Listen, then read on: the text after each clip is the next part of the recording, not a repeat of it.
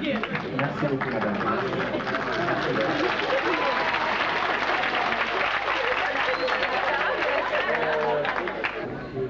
L'ambassadeur du Sénégal en France, monsieur le consul, mesdames, messieurs, je vais dire quelques mots en wolof et je passerai en français. Ci wolof donc bisimilah. Asalaamaaleykum, maa ngi leen di nuyu ku nekk si tur ak sa sant góor ak jigéen mag ak ndaw di leen xamal ni kontaan naa trop ci ñëw bi ma ñëw ci tey ak ni ngeen ma teertoo. Booba ba tey maa ngi dajeek ay catégorie sénégalais depuis que ma rencontré le comité directeur ba ni ma egsee tey ci yéen gox bu nekk ci dans le midi de la France ngeen jóge fa. ñii nekk ay travailleurs ñii nekk ay commerçants ñii nekk ay étudiants donc loolu kontaan naa ci man dama taamu chaque fois ma dem fenn ma daje ak Sénégalais yi wax naa ko ambassadeur yëpp ma daje ak ñoom déglu leen ñu wax ma tontu malheureusement bi yoon dafa xat nde lu sax ni ma ko bëggee woon dama bëggoon a ñëw toog fi au moins pendant 2 jours balaa session bi de la réunion cité de la réussite di am malheureusement affaire yi bare Mbàkke laa jóge ak Médina ñëw fii te war a dem ci benn réunion boo xam ne dañu koy def ci Côte d'Ivoire dimanche maanaam demain à 14 heures ci Abuja affaire yi nag dafa jaxasoo mais jéem a arrangé daal malgré ñàkk jot ma di leen gërëm bu baax ci ni ngeen ma def sagal na ma trop parce que su ma ñëwee ñu invité ma ci cité de la réussite ndax du ñu yaakaar ci ay xalaat yoo xam ne danaa ko mën a génne muy tontu ci ay problèmes yi nga xam ne am na léegi sama communauté nationale tertu ma tertu bu rafet bi ngeen ma tertu dana ma sagal parce que danañu xam ni du ma am benn président bu yàlla ko nekk kontaan naa trop ci loolu li ngeen gis nag ma liggéey ko ba tax ngeen téye ma noonu bu soobee yàlla danaa ko doubler parce que nag naa leen wax dëgg-dëgg gisagu leen dara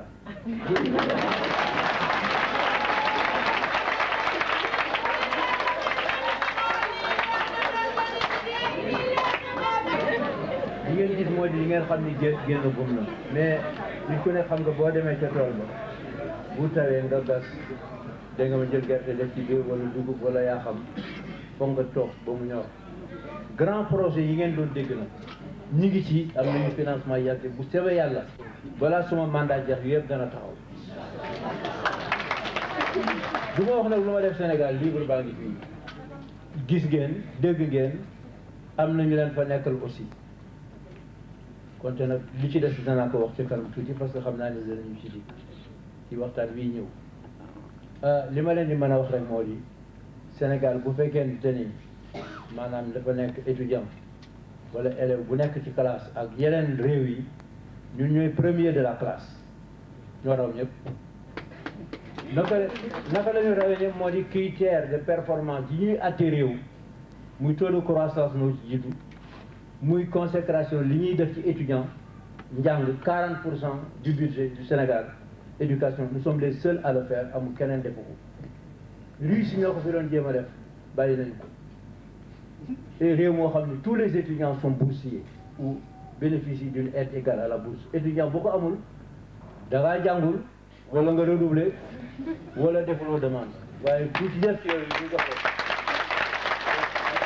ko dans le monde actuel ak yeneen ak yeneen ak yeneen yoo xam ne bu ngeen jàngee bi ñu def nii ci àddina bi yëpp day d'accord nañ ci loolu réew moo tuuti boo xam ne aussi comme Sénégal te réew yu mag yi fu ñu toog di wax woola ci waxtaan ba suñu fierté la suñu fierté man ma nekk fii wala ma nekk feneen du ma toog waxtu te benn parmi les plus grands présidents du monde du ñu ma woo ni ma nangam ak nangam ak nangam loo ci xam loolu yëpp suñu fierté la pour ñun Sénégal waaye nag xam naa ne bu ma toppee wolof bi rek du ma ci wax français te bëgg naa ci yàlla ci nationalité.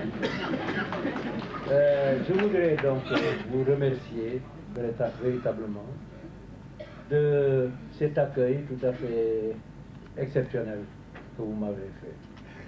Depuis ce matin, je m'entretiens avec des groupes de Sénégalais et même avec des groupes d'affaires, d'hommes d'affaires, d'hommes et femmes d'affaires qui sont venus proposer leurs services pour investir au Sénégal.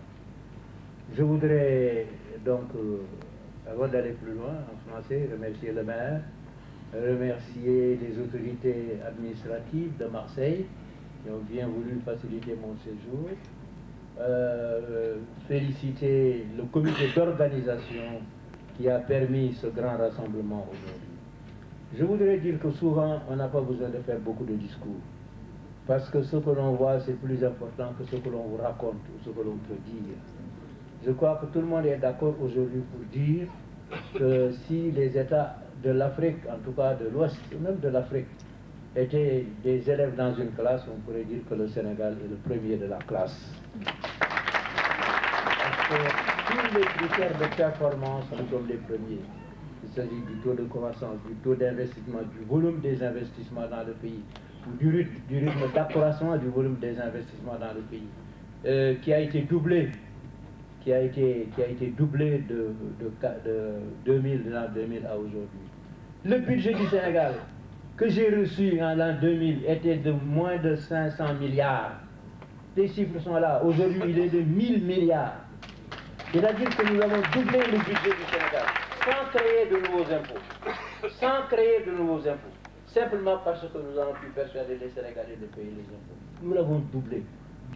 Citez-moi un pays du monde qui double son budget en 4 ans. Ça n'existe pas. Et d'autres choses. Koudem Sénégal aujourd'hui, si vous allez au Sénégal aujourd'hui, vous avez des éléments sur ma façon de gérer le pays. Vous avez des routes qui n'existent nulle part, qui sont des routes de qualité exceptionnelle, qu'on ne répare pas tous les ans, comme les routes qu'on avait. Nous avons les équilibres macroéconomiques. Mais nous avons même atteint aujourd'hui, depuis le mois d'avril dernier, le Sénégal n'est plus un pays pauvre, très endetté. Le PPTE, nous étions dans le PPTE quand je suis entré au pouvoir. C'est une catégorie où on a mis les pays pauvres les plus endettés. Le Sénégal était dedans. Eh bien, le Sénégal est sorti depuis le 4 avril 2004. Nous ne sommes plus parmi les pays pauvres. Pourquoi? Parce que nous avons travaillé, nous avons payé nos dettes et nous sommes presque un pays émergent. Les chiffres sont là, les statistiques sont là. Et maintenant, je voudrais dire que aussi l'une des réalisations principales au Sénégal, c'est la paix sociale. C'est la paix sociale, c'est la paix politique, c'est cette démocratie exceptionnelle que l'on nous envie de partout. Comment on a pu, par des élections libres et démocratiques, passer d'un état de non-droit, c'est Jean Collin qui disait ça, un état de non-droit à un état de droit. Passer d'un parti hégémonique qui a géré le pays pendant 50 ans à un autre parti grâce à la volonté populaire et grâce à des élections libres et démocratiques. Ces victoires font partie du patrimoine de l'Afrique aujourd'hui. Tous les Africains auraient voulu avoir ce que nous avons obtenu. Mais partout ailleurs, c'est la guerre civile, etc., etc. Donc, il faut que nous, Sénégalais, nous sachions garder ces valeurs qui ont été conquises à travers une lutte patiente, longue et très dure de près de 30 ans. Ça fait partie de notre patrimoine, ne le perdons pas. Le Sénégal est un pays ouvert, un pays démocratique. Quiconque a le soutien populaire le plus large pourra être demain à ma place. Mais à la condition de passer par l'unique voie, c'est-à-dire par des élections libres, transparentes et démocratiques. Mais pas par la violence, pas par le chantage, parce que qui me connaît sait que ces choses-là avec moi, ça ne marche pas. Oui. Et il faut que mon message soit très clair. Ceux qui quitteront le chemin de la démocratie et descendront dans l'illégalité, eh bien, ils me trouveront sur leur chemin. Parce que, comme on dit, il y a des gens qui sabotent parce qu'ils ont peur des élections. Ceux qui parlent aujourd'hui ont peur des élections. Comment pouvez-vous dire que des élections qui vont arriver en 2006 ou 2007 vont être truquées?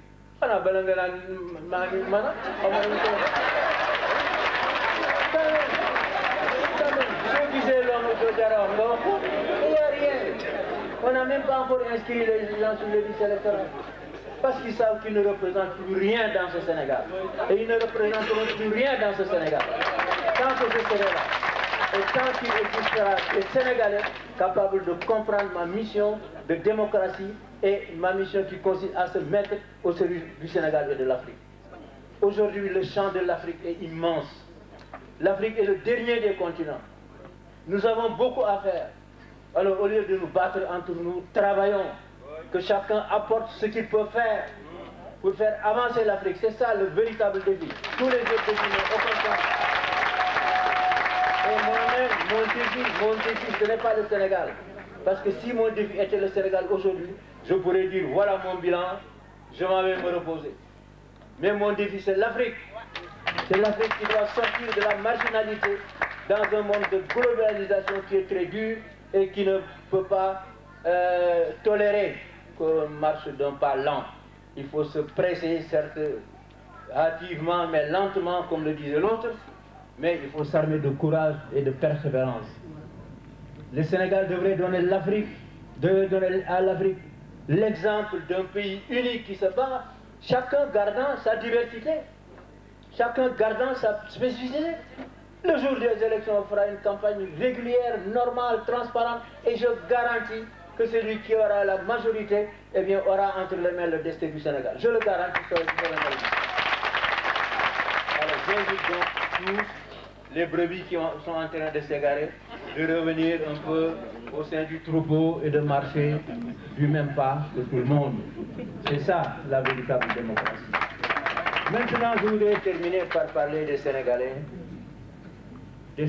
de France d'une manière générale. Notre pays est caractérisé par une très forte immigration.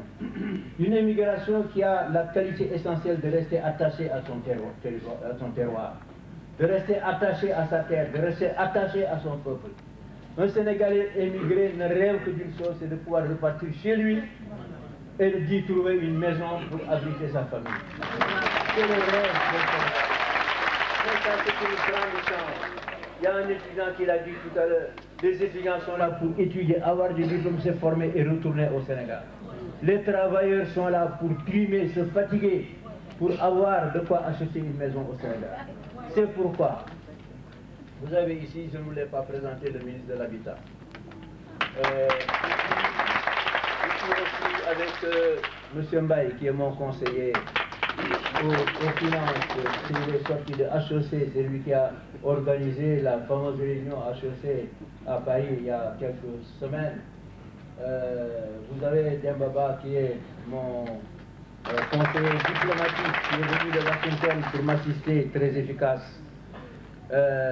Donc je disais que les Sénégalais qui vivent à l'extérieur sont de bons Sénégalais attachés à leur terre. Je viens de lancer un grand programme d'habitat. Plusieurs d'ailleurs, si je lui donnais la parole, il pourrait vous en parler. Mais il y en a un seul sur lequel je vais insister, c'est le programme de 70 000 logements que j'ai lancé avec la Malaisie. Et les Malaisiens sont aujourd'hui à Dakar pour trouver un terrain et commencer les constructions. Pour ce logement, j'ai demandé qu'on réserve au moins la moitié aux émigrés. Là, je ne veux plus qu'un immigré qui a pu épargner un peu d'argent, je ne dis pas tout, un peu d'argent, puisse dire je veux un terrain, je veux une maison et je ne peux pas l'avoir. Voilà le ministre qui est chargé de ça. Il en est personnellement responsable et je puis vous assurer que, comme dans tous les autres domaines, les Sénégalais de l'extérieur pourront s'inscrire selon leurs possibilités, pour accéder à la propriété. Ceci est une des dimensions de ma politique.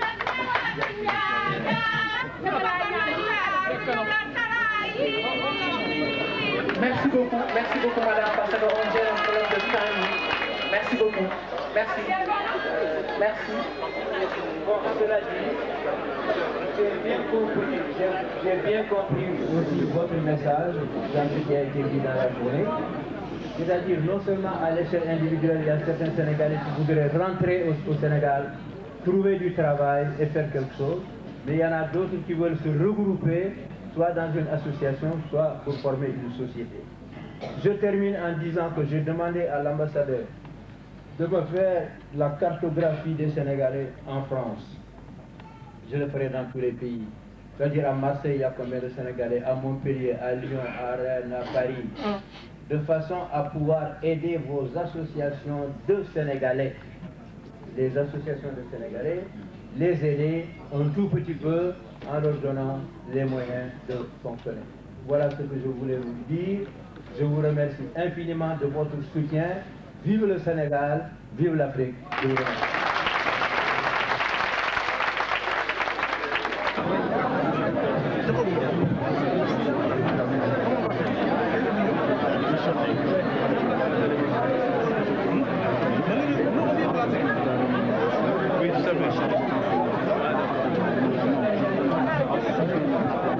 Je vais trier les deux. Il y a des dossiers que j'ai ici et d'autres qui sont dans le bon mais aussi.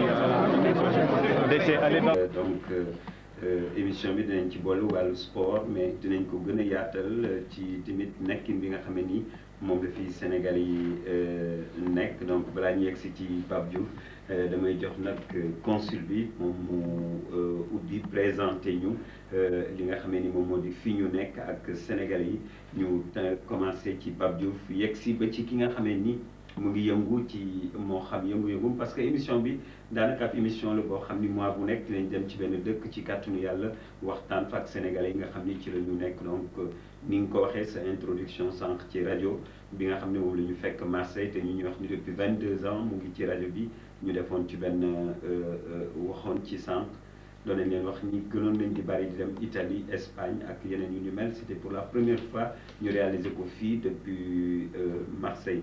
Donc monsieur le consul xëy na dañuy bàyyi nga présenté wu wax ñu ci dëkk bi ak tamit sa diggante ak Sénégal yi fi nekk ñu doog a ñëw ci Pape. Bon man la Bocouma Diène mooy consul général du Sénégal à Marseille dama bëggoon ziare Sénégal yëpp si Korité bi di leen di formuler des vœux di leen baal wax yàlla baal wax. Donc émission bi dafa ñëw à son heure loolu tax ma bëgg féliciter l'initiateur monsieur Moïse Koïta si initiative bi mu jël. Marseille dafay une grande ville française et méditerranéenne européenne. Bari na ay sénégalais puisque Marseille dafa yàgg defanteeg Afrique particulièrement Sénégal communauté sénégalaise yi nag bari nañ fi lool mënaguñu amuñu estimation officielle mais mën nañu wax ne en tout cas juridiction consulat bu Sénégal ici à Marseille couvrir na 5 départements yi dafa dem ba Nice ak Montpellier. Bon, estimation officieuse bi ñu yore war nañu mat 10 000 waaw te en été il y a une pointe parce que sénégalais yi les marchands yoo kii viennent d'Italie tout ça ñu ñëw si Côte d'Azur donc bari nañu sénégalais yi nag autorités yi fii yëg ñëpp reconnaître que nañu dañoo jàpp seen jàmbur ñu ngi liggéey seen liggéey am nay commerçant am nay ñoo xam ne dañuy liggéey seen bopp am na ñoo xam ni ils sont dans la fonction publique française ou bien à la mairie et tout ça ñu ngi liggéey seen liggéey bari nay étudiants aussi il y a une forte concentration d'étudiants sénégalais dans les académies d'Aix-Marseille, Nice, Montpellier, Toulon bari na ci loolu donc ñu ngi jàpp seen liggéey ñii di jàng ñii di liggéey waaw consulat bi nag 2002 dañ ko créé fii alors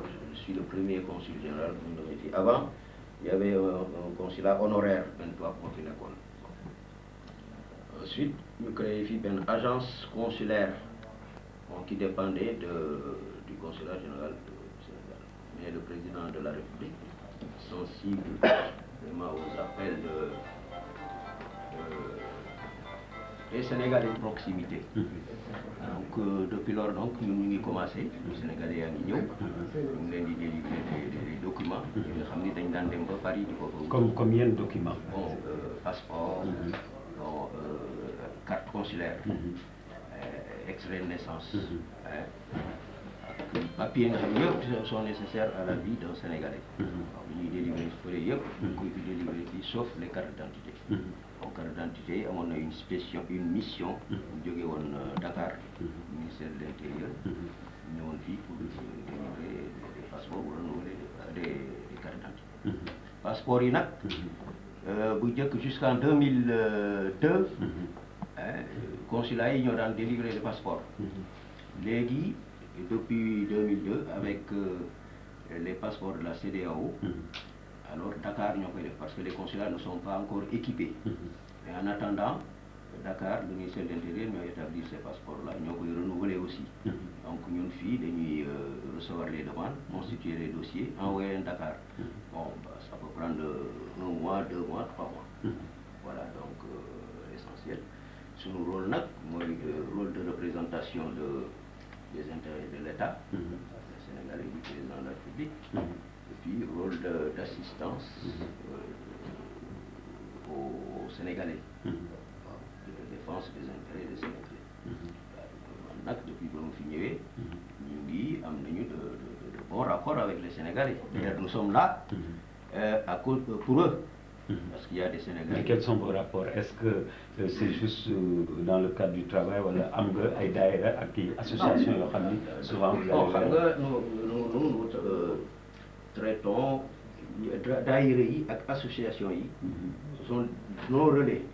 bu ñu xewlee ñu dem. bon il y a beaucoup d'associations ici. C'est ce que j'ai constaté. Mais nous, notre rôle, c'est de fédérer ces bonnes volontés-là, toutes ces associations, pour constituer une fédération unique des associations de Sénégalais du PACA et du Grand Sud. Une Sénat. Voilà. D'accord. Donc, merci. li nga xam ni mën nga ñu ko expliquer ci suñu kàllaama néanmoins bu fekkee encore gën nga retrouver liberté ci li nga xam ni moom nga gën a tàmm pour expliquer parce que démb dama far ci nopp sénégalais yi fi nekk ñu ni fu ñu la invité da ngay ñëw par la grâce de Dieu et modestement donc ñoom bi ñuy waxtaan wax ñoo ko man mais ñun ay taskatu xibaar la ñuy capté loo xam ni lu positif pour relais ko mu nekk mu jëm ci kanam donc c'est vrai que je vais pas te dire que ni comment tu te sens ndax sénégalais parmi les sénégalais yi nga xam ne ñu ngi nekk en dehors du ballon rond wala yow tous les sénégalais ñoom nga considérés comme des compatriotes. Merci d'abord, bonsoir à tout le monde. waa Sénégal waa fii yëpp maa ngi leen di nuyu maa ngi leen di remercier ci confiance bi ngeen am ci man ak wax yu rafet yi ngeen wax ci sama wax. gëwuma gën am mérite keneen defe naa ñun ñëpp ku nekk ci li nga nekkee ci nekk bu rafet. léeg-léeg dina demee rek chance dina teg nit fii bañ fa teg keneen mais du ma référence du ma conscience sénégalais la rek ci biir sénégalais yi kenn fi ma nekk nag dafa gën a fës parce que affaire football la te football moom muy góor muy jigéen muy mag muy ndaw ñëpp koy seetaan ñëpp ko intéressé donc forcément dinañ ma gën a séen que keneen mais foog naa ni ku nekk ci li nga nekk yaa ngi ci ni mu waree et puis ñu ko war defee quoi donc c'est vrai que toujours ma naan bon peut-être exemple là gëwuma gën a nekk exemple keneen parce que am na ñeneen ñoo xam ne seen liggéey xam naa li ñuy def te ñu koy def koo xam ne peut-être sax gën na que man li may def ci li may def quoi mais bon man la ñuy gis man maa gën a précieux. Sinon c'est vrai que bu doon sama sago yi Sénégalais li ñu organisé wu man ci nekk mais mu mën nekk toujours ndax façon. parce que xam nga au pays dañu yaakaar ne sénégalité c'est dans le sport ci biir ci wàllu tàggat yaram la te dañu bëgg nga wax ñu réellement sa rapport ak sénégalais yi nga xam ne yënguwuñu carrément ci biir sport bi mais ñu ngi ci yeneen sphères yu ko wax. non mais en tout cas am ak ñëpp jàmm d'abord mooy je pense que